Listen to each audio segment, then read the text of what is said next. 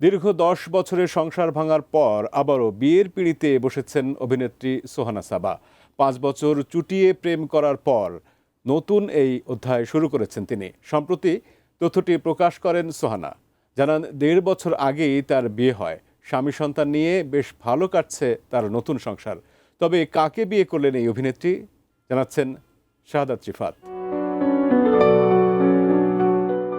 Television নাটকে অভিনয় করে জনপ্রিয়তা পান অভিনেত্রী সোহানা সাবা। পরে বড় পর্দায় নাম লিখিয়ে তিনি নিজের অবস্থান তৈরি করে নেন।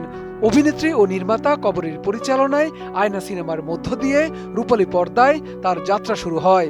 তবে মুক্তির দিক থেকে মোর্শেদুল ইসলামের খেলাঘর ছিল তার প্রথম মুক্তিপ্রাপ্ত সিনেমা।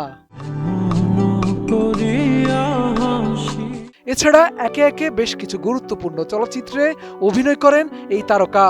শুধু দেশের চলচ্চিত্রেই সীমাবদ্ধ থাকেননি সোহানা সাবা, ওপার বাংলার চলচ্চিত্রেও কাজ করেছেন এই অভিনেত্রী, পেয়েছেন জনপ্রিয়তাও।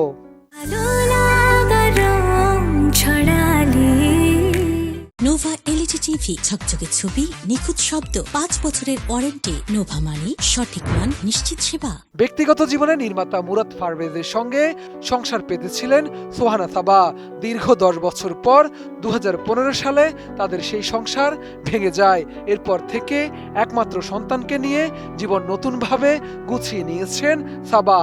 এবার সে জীবনে নতুন অধ্যায় যোগ হওয়ার খবর দিলেন অভিনেত্রী। জানালেন তিনি বিয়ে করেছেন। তবে সম্প্রতি নয়, 1.5 বছর আগে হয়েছে সোহানা সাবার বিয়ে। পাত্রের নাম ফয়সাল, তিনি একজন ব্যবসায়ী। গণমাধ্যমকে সাবা জানান 5 বছর প্রেমের পর তারা বিয়ে করেছিলেন, কিন্তু কখন কোথায় বিয়ে হয়েছে কিংবা দিন তারিখ প্রকাশ করেননি অভিনেত্রী।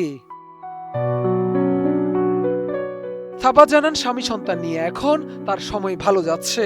মায়ের বিয়েতে তার ছেলেও বেশ খুশি। বিয়ের বিষয়টি সেও ইতিবাচক ভাবে নিয়েছে। তিনি আরো জানান ফয়সালের প্রতি আগে আকৃষ্ট হয়েছেন সাবা, কিন্তু বুঝতে দেননি। যখন ফয়সাল ভালোবাসার প্রস্তাব দিয়েছিলেন তখন আর দ্বিধা না রেখে হ্যাঁ বলে দেন। অভিনেত্রীর ভাষ্য, মনে হয়েছিল এই মানুষটার জন্যই অপেক্ষা করেছি এতদিন। সব মিলে সোহানা সাবার এই বিয়ের খবরে দর্শকরা কিছুটা অবাক হলেও তার নতুন সংসার যেন ভালো কাটে সেই প্রত্যাশা সবার। শাহাদাত রিফাত, এটিএন নিউজ, ঢাকা।